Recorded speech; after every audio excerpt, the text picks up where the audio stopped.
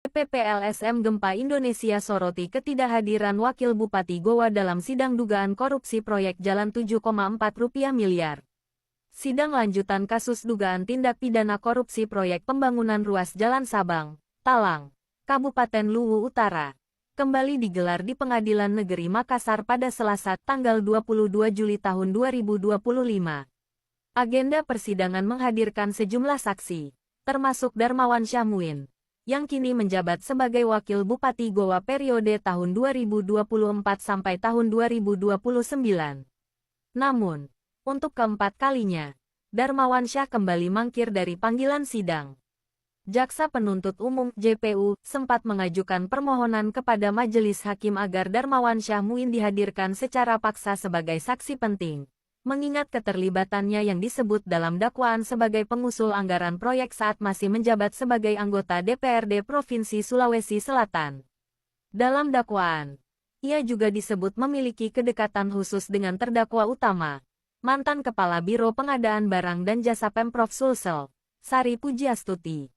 Namun, Ketua Majelis Hakim, Andi Musyafir, menyatakan ketidakhadiran Darmawan Syah sah secara hukum berdasarkan pasal 159 dan 162 KUHP, dan memerintahkan agar keterangan BAP Darmawan Syah dibacakan dalam persidangan. Di sisi lain, Majelis Hakim justru menetapkan upaya jemput paksa terhadap saksi Andi Fajar Sakti Manarai, yang juga telah 4 kali mangkir, meskipun posisinya hanya sebagai staf Darmawan Syah saat masih menjabat di DPRD. Ketua DPP LSM Gempa Indonesia, Amiruddin SH Karaeng Tinggi, mempertanyakan ketimpangan perlakuan hukum tersebut. Menurutnya, terdapat kejanggalan dalam sikap majelis hakim yang menolak permohonan jaksa untuk menjemput paksa Darmawan Syahmuin, namun mengabulkan permohonan serupa terhadap saksi lain yang levelnya jauh di bawah. Lebih besar dari, ada apa dengan majelis hakim dan jaksa? Kenapa yang hanya staf bisa dijemput paksa? Sedangkan pejabat publik seperti Wakil Bupati Goa malah dilindungi dengan dalih hukum.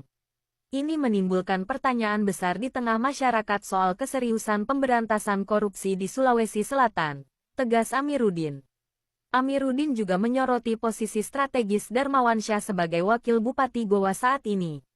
Ia menilai bahwa ketidakhadiran berulang dalam persidangan justru semakin menumbuhkan kecurigaan publik bahwa ada sesuatu yang disembunyikan.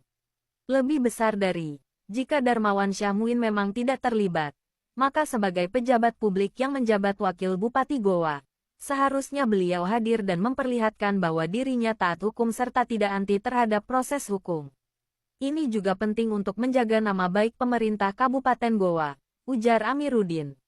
Amiruddin mendesak Kejaksaan dan Komisi Pemberantasan Korupsi (KPK) untuk memeriksa Darmawan Syahmuin secara resmi sebagai pihak yang diduga mengetahui dan terlibat dalam proses awal proyek senilai Rp7,4 miliar tersebut, yang berdasarkan hasil audit BPK telah merugikan keuangan negara.